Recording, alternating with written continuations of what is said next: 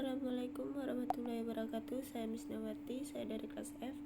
NIM saya C0D022007. Saya mempresentasikan tentang aktiva tidak berwujud dan kewajiban jangka pendek dalam akuntansi perpajakan. Kewajiban merupakan kewajiban yang diharapkan akan dibayar kembali atau jatuh tempo dalam waktu 12 bulan setelah tanggal dan neraca aset atau dalam akuntansi tersebut sebagai aktiva tetap merupakan hal yang pasti dimiliki oleh perusahaan. Amortisasi aset tidak berwujud dengan metode garis lurus dan saldo menurun.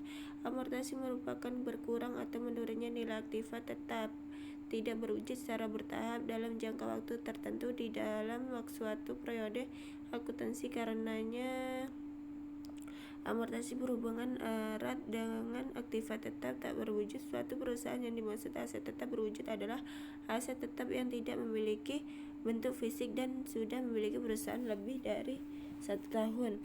Jenis aktiva yang digolongkan sebagai aktiva tetap yang berwujud diantaranya adalah 1. Hak paten, yaitu hak istimewa yang diberikan pemerintah kepada perseorangan atau perusahaan tertentu untuk memanfaatkan suatu penemuan melalui Direktorat Paten. 2. Hak cipta atau lebih dikenal sebagai merupakan hak tunggal yang diberikan kepada perseorang ataupun badan untuk menjual atau memperbanyak suatu karya maupun banyak barang baik yang berasal dari seni ataupun karya intelektual.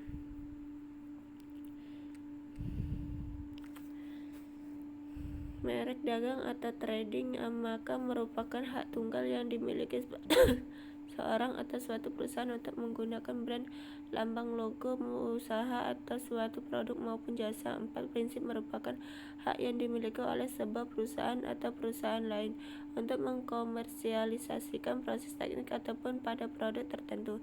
5. Register, yaitu hak yang penggunaan suatu kisah yang terikat dalam perjanjian sewa, namun kedua merupakan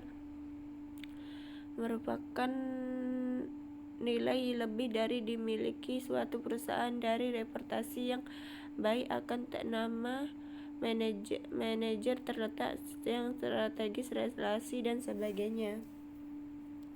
Pencatatan amortisasi aset tak berwujud dapat dilakukan dengan 2 cara, yaitu 1. Metode garis lurus, yaitu perhitungan amortisasi aset tidak berwujud dengan cara menyamakan bebanan biaya yang dialokasikan di setiap tahunnya. Dengan kata lain, nilai penyusutan yang dialami setiap tahunnya yang selalu sama. 2. Metode saldo menurun, yaitu perhitungan amortisasi dengan cara mengalokasikan pembebanan biaya yang mana dihitung semakin menurun setiap tahunnya. Klasifikasi liabilitas jangka pendek menurut IFRS. 1. Jika dapat dibayar dalam waktu operasional normal perusahaan. 2. Jatuh tempo tidak lebih dari 12 bulan dari tanggal neraca. 3. Dimiliki untuk diperdagangkan. 4. Entitas tidak memiliki hak tanpa syarat untuk menunda penyelesaian dari liabilitas sekurang-kurangnya 12 bulan setelah pelaporan. Pencatatan pajak atas kewajiban jangka pendek. Proses penyusutan aset tak terwujud dalam akuntansi yang terperpanjang tersebut. Amortisasi aset tak berwujud menurut perpajakan atau penjelasan pasal 11A ayat 1 UPPH nomor 36 tahun 2008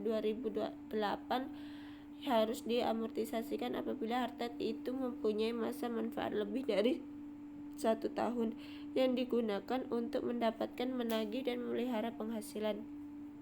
Sekian dari saya. Apabila ada kesalahan saya mohon maaf. Saya akhiri. Wassalamualaikum warahmatullahi wabarakatuh. Terima kasih.